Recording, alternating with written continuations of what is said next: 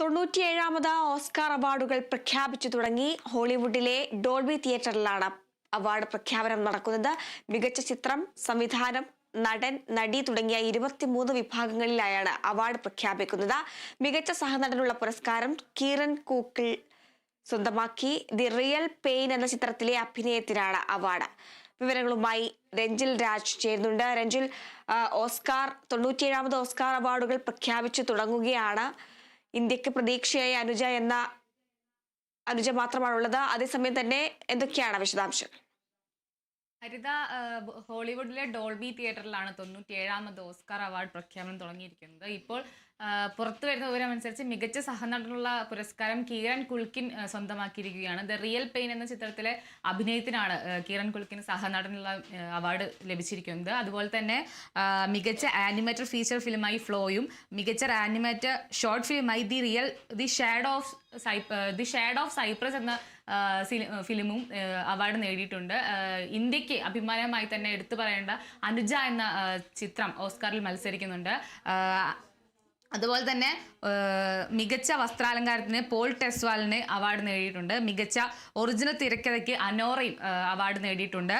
അതുപോലെ തന്നെ മികച്ച അഡാപ്റ്റഡ് തിരക്കഥയ്ക്ക് കോൺക്ലേവും അവാർഡ് സ്വന്തമാക്കിയിട്ടുണ്ട്. ഇത്തവണ 23 വിഭാഗങ്ങളിലായാണ് അവാർഡുകൾ പ്രഖ്യാപിക്കുന്നത്. അതായത് മികച്ച നടൻ, നടി, മികച്ച സിനിമ, സംവിധാനം തുടങ്ങി 23 വിഭാഗങ്ങളിലാണ് അവാർഡുകൾ പ്രഖ്യാപിക്കുന്നത്. ഇതിൽ എടുത്തു പറയേണ്ടതാണ് അനുജ.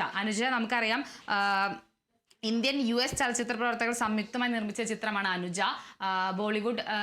ബോളിവുഡ് നായിക പ്രിയങ്ക ചോപ്ര അനുജയുടെ ഒരു സഹ നിർമ്മാതാവ് കൂടിയാണ്.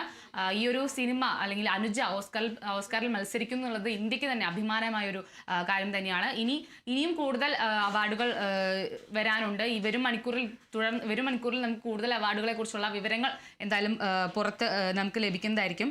ഇതിൽ പിന്നെ എടുത്തു പറയേണ്ടത് മികച്ച സിനിമ ഏതെന്നുള്ള ഒരു മത്സരരംഗത്തിൽ ദി ബ്രൂട്ടലിസ്റ്റ്, അതുപോലെ തന്നെ അനോറ, കോൺക്ലേവ് തുടങ്ങി 3 സിനിമകൾ ഒപ്പത്തിനൊപ്പം മത്സരിക്കുന്നുണ്ട്. അതുപോലെ തന്നെ 14 നോമിനേഷനുകളുമായി ഫ്രഞ്ച് ഫിലിം എമിലിയ പെരസ് ആണ് ഇപ്പോൾ മുൻപിലുള്ളത്. ഇതിൽ ഏതിനാണ് മികച്ച സിനിമ എന്നുള്ള അവാർഡ് ലഭിക്കുക എന്നുള്ളത് ഇനിയും പുറത്തു വരാനുണ്ട്. എന്തായാലും 97ാമത് ഓസ്കാർ പുരസ്കാരം ഇപ്പോൾ പ്രഖ്യാപിച്ചുകൊണ്ടിരിക്കുകയാണ്. ഹോളിവുഡിലെ ഡോൾബി തിയേറ്ററിലാണ് പ്രഖ്യാപനം നടക്കുന്നത്.